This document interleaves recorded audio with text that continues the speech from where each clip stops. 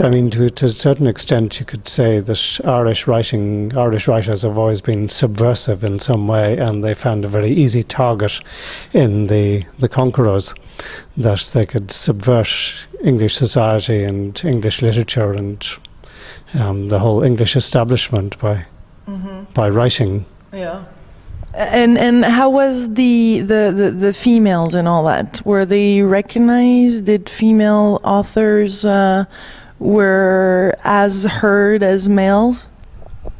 I'm afraid they weren't. It's a question of history, really, that the ladies were never given as many opportunities. There were some who managed to break through. The Maria Edgeworth, for example, who wrote a novel in 1800, which is called Castle Rackrent, and it's actually the first of its kind.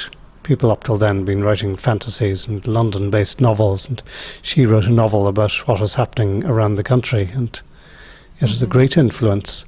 And Lady Gregory, of course, the great friend of Yeats, who was always, I think, she allowed herself to be overshadowed by him, but she did so much for other Irish writers. And then now, I think, in modern days, of course, women have much more opportunity to be heard. But it's there's a poster, for example, quite a famous, iconic poster, which shows the 12 great Irish writers, and they are all men. And there's this male dominance in Ireland, and still a little bit. Well, there are frequent remarks about the poster, and you have to say, well, which of those 12 men would you take out to put in which woman? And what do people reply to that? They don't.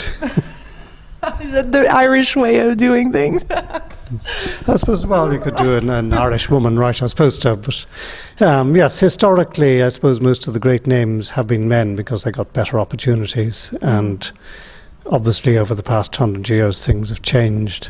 And, you know, people like Edna O'Brien, who's such a tremendous writer and is now recognised as one. And in the next room we've got a whole display about Mary Lavin, the storyteller, who was born 100 years ago. We'll need to do something to mark her centenary. But I suppose generally the men have the loudest voices. Yeah.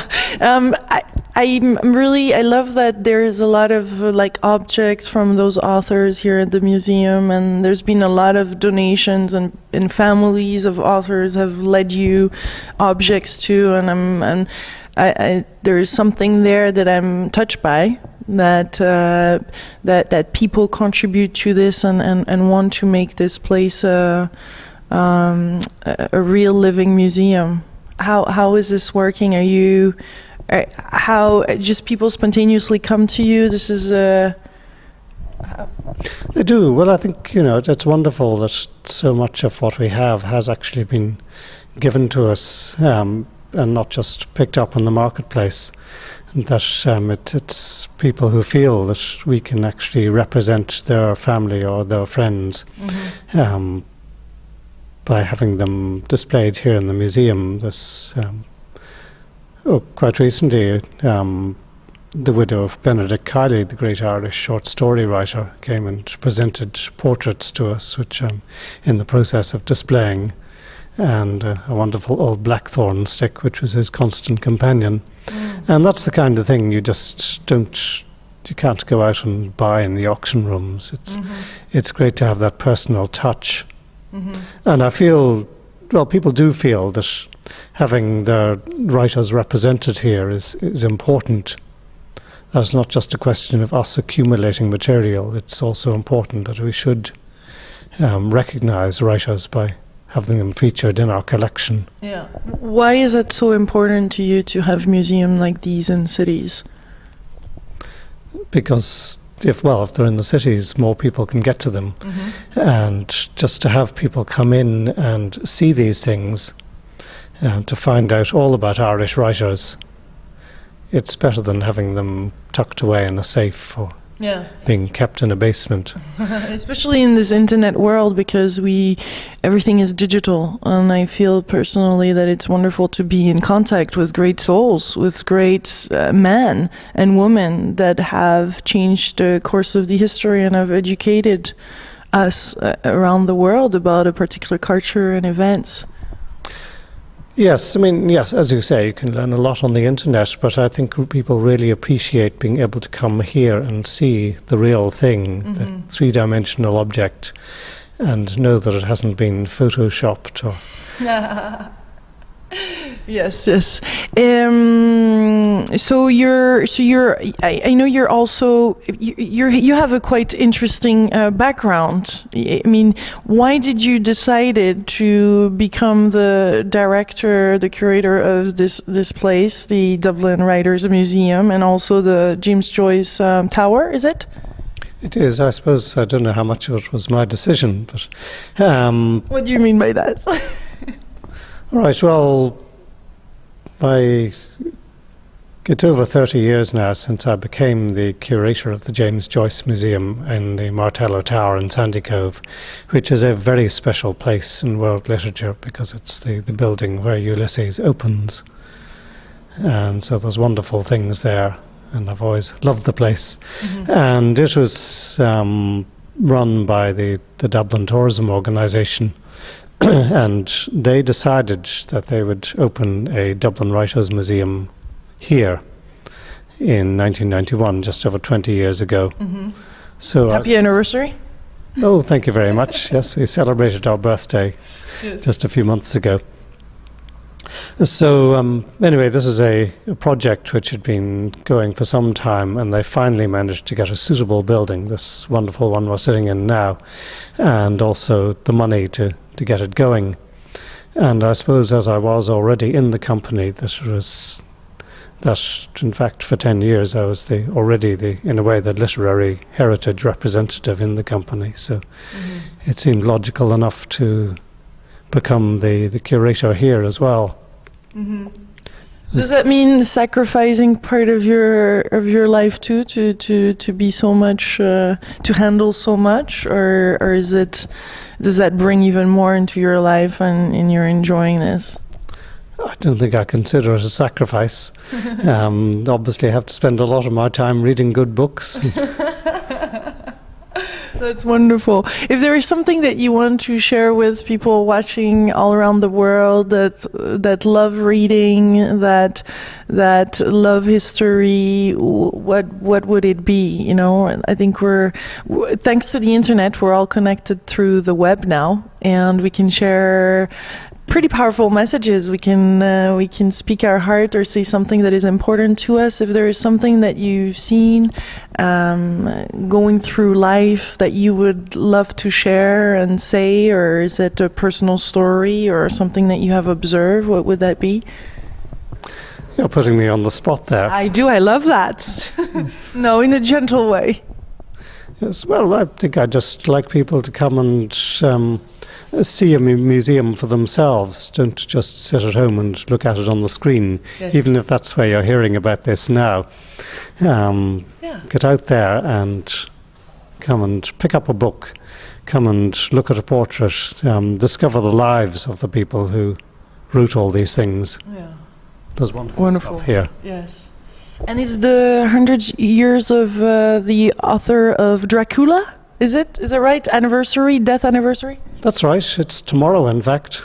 He died just about a week after the Titanic went down, which has rather overshadowed him. But, yes, we're going to celebrate. We have already the first edition of Dracula, which is attracting a bit of attention. Yes. And we're going to be presented with a very large portrait of Bram Stoker, which we shall be displaying in the coming months. And just tomorrow we have a performer in who will be performing selections from Dracula, to which I'm sure there'll be a large audience. Yeah. Did they really I keep on having questions, but did they have this a little bit screwed up mind to invent stories like Dracula? I mean, wow, gosh. Well, he wasn't the only one. Yeah. I mean, there's a certain sort of tradition in Irish writing which seemed to dwell on the strange and the unusual. There's a man called Charles Robert Maturin who wrote a Gothic novel called Melmoth the Wanderer.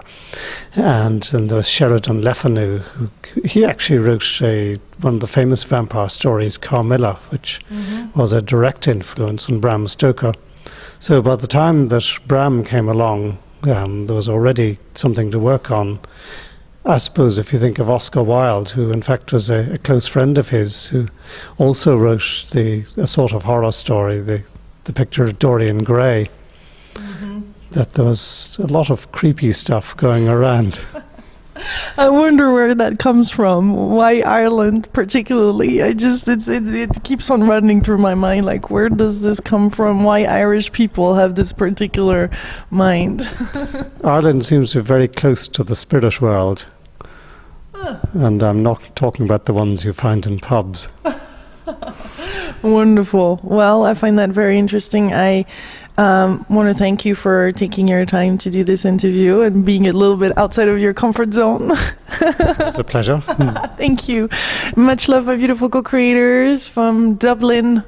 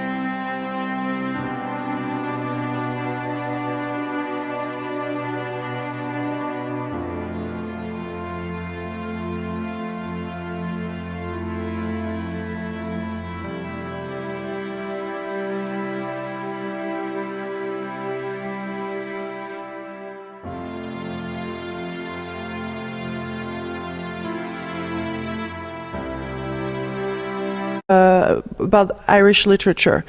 What is so unique about it? It's a question I've often been asked. It's very hard to give a straight answer to this. I think you've only to see the list of international names: Jonathan Swift, James Joyce, of course, William Butler Yeats, Samuel Beckett, and we have 4 Nobel Prize winners for literature in a country with only 4 or 5 million people in it. It's even that is an indication. Hello, my delicious co-creators. Lilu here. I'm in Dublin today in the magnificent Ireland, and I decided to start this interview over at the Dublin Writers Museum. I'm sitting next to its curator, Robert Nicholson. Hello. Good morning. Thank you for welcoming us here. I just love reading, and I think literacy and authors.